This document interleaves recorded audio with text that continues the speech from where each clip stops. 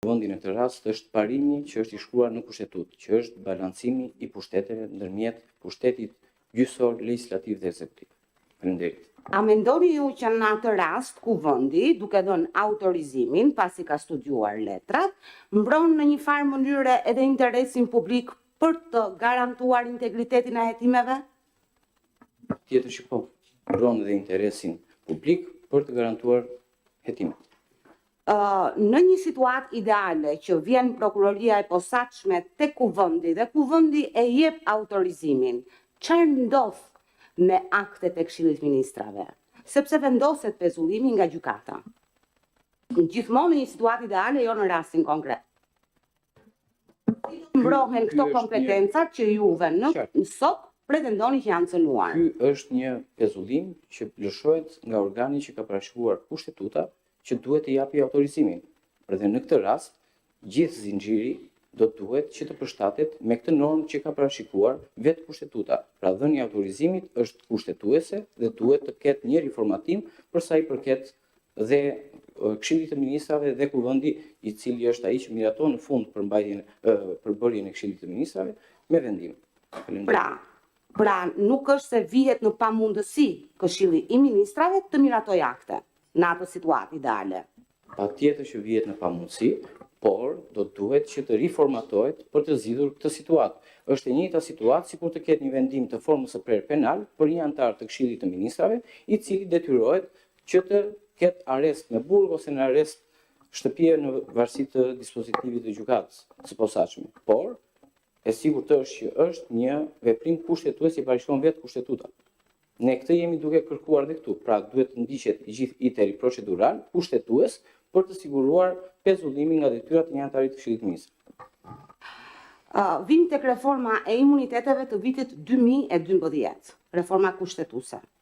Përmbajtjen e nivelit 73, 1 dhe 2 u lexuar këtu nga gjyqtari Ibrahimi. Në opinionin tuaj, kur teksti i nenit 73.2 që flet për heqje të lirisë apo të çdo forme të saj. Kjo shprehje nënkupton edhe pezullim nga detyra, pra a përbën pezullimi nga detyra i ministrit apo i një funksionari tjetër heqje lirie, formë të heqjes së lirisë?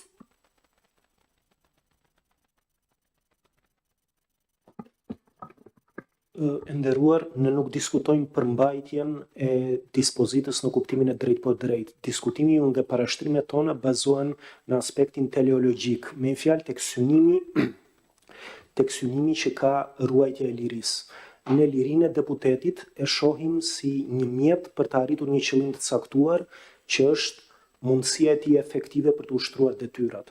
Kjo është ajo që sipas nesh mbron neni 73.2 dhe që e ka konfirmuar edhe gjykata kushtetuese me vendimin 81 të vitit 2024.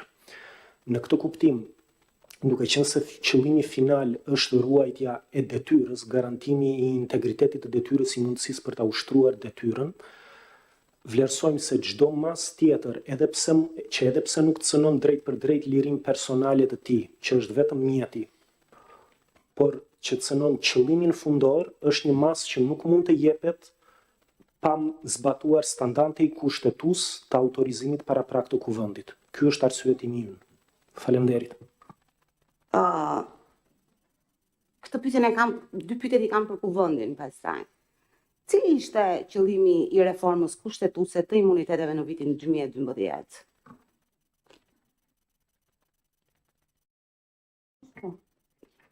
Kuvendi mori nismën dhe për ndryshimet kushtetuese dhe në një ndër ndryshimet është pikërisht neni 73 kushtetutës dhe në neni 73 kushtetutës me ndryshimin përkatës ishte fakti që t'i jepte mundësi organeve ligjzbatuese prokurorive të jurisdiksionit të përgjithshëm dhe sot e prokurorive të posaçme për të filluar ndjekje penale ndaj çdo funksionari, qoftë edhe deputet. Dhe faktikisht, në Kuvendin e Shqipërisë, ne kemi dhe deputet të cilët janë në procedim dhe vazhdojnë gjykimin. Pra, ndryshe nga parashikimi kushtetues në momentin e hartimit kushtetues në vitin 1988, për cilin edhe për të filluar organi i akuzës ndjekjen penale, duhet mirëte autorizimin pranë kuvendit, me ndryshime përkatëse, kjo e drejtë ju la organeve përveç momentit të masës sigurimit personal të parashikuar shprehmisht në lenin 73.2.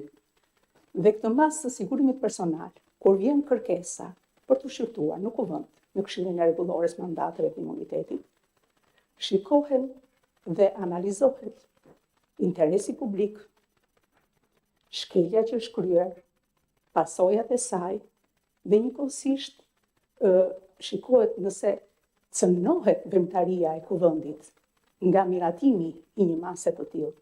Këto vlerësohen dhe shikohen rast pas rasti referuar kërkesat që sjellin organet proceduse pranë kuvendit. Dhe qëndrimi i kuvendit është në përputhje me këtë frymë.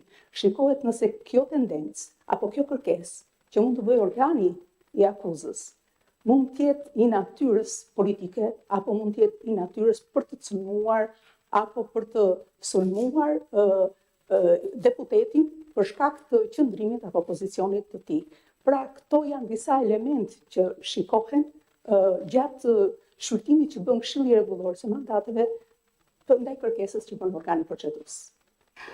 A mund të thuhet që reforma kushtetuese e imuniteteve e vitit 2012 synoi rrudhjen e imunitetit? Patjetër që për sa i përket imunitetit ai është kufizuar.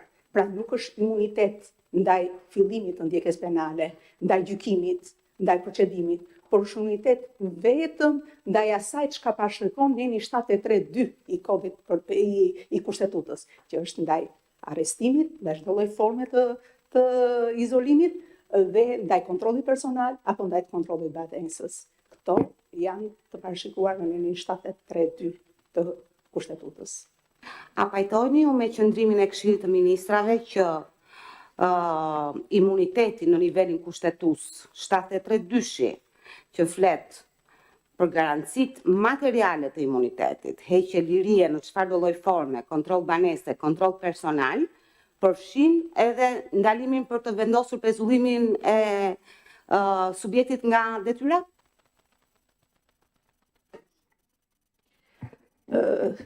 Nderuar gjyqtare, neve jemi këtu në një diskutim pikërisht për të interpretuar dispozitat kushtetuese në kushtet në kushtet kur vetë kushtetuta nuk e parashikon pezullimin si institut në kuptimin për deputetin, por në respektim të nenit 103 në shpjegimet tona ne i shpjeguam dhe sqaruam gjykatën që kjo reflekton dhe shtrihet edhe për ministrin. Pra, jo vetëm kur është deputet, siç është në rastin konkret për cilën jemi, që u bë shkak për që kryeministri të drejtohej gjykatës, por edhe për një ministër i cili nuk është deputet, pra nuk e gëzon këtë status të deputetit, pasi nuk është i zgjedhur sipas procesit elektoral. Ne kemi mbajtur, domethënë qëndrimi i kuvendit ose vlerësimi i kuvendit është nisur nga praktika që deri tani nuk ka pasur raste që organet proceduese të jenë drejtuar kuvendit për të kërkuar autorizim në rastet kur mund të vendosin pezullimin e një ministri apo kryeministri, apo zëvendës kryeministri. Por, siç nuk kemi raste për të drejtuar që nuk janë drejtuar kuvendit me këtë lloj kërkese të kësaj natyre, as nuk ka raste nga organet proceduese ta kenë aplikuar më parë këtë si mas të sigurimit më përpara, domethënë gjatë gjithë kohës që ka funksionuar shteti shqiptar mbas vitit 19 edhe deri tani. Pra nuk kemi pas raste as dhe në këto kushte, domethënë vlerësimi dhe qëndrimi jonë është ai që çfarë gjykata kushtetuese do analizojë në tërësi në frymën e gjithë dispozitave kushtetuese dhe qëndrimit që mbajmë ne në zbatim të nenit 103 të kushtetutës. Pyetjes që ju bëri gjyqtari relator, ju përgjigjet jeni subjekt të mosmarrveshje dhe ju, mosmarrveshje kompetenca, sepse thatë që akti i kuvendit që ka miratuar emërimin e ministrit praktikisht kanë mbetur pa efekte. Këtë thatë ju, këtë linjë mbajtët. A keni pasur ju një situatë të tillë me rastin që u përmend nga vetë Këshilli i Ministrave në 2019, ku Ministria e Jashtme praktikisht mbeti pa ministër? Kushtetuta ka zgjidhur këtë situatë, sepse kushtetuta parashikon që kryeministri mund të mbajë edhe një funksion tjetër, funksionin e ministrit. Por procedura që është ndjekur në këtë rast është procedurë kushtetuese. Pra ministri ka propozuar edhe këtë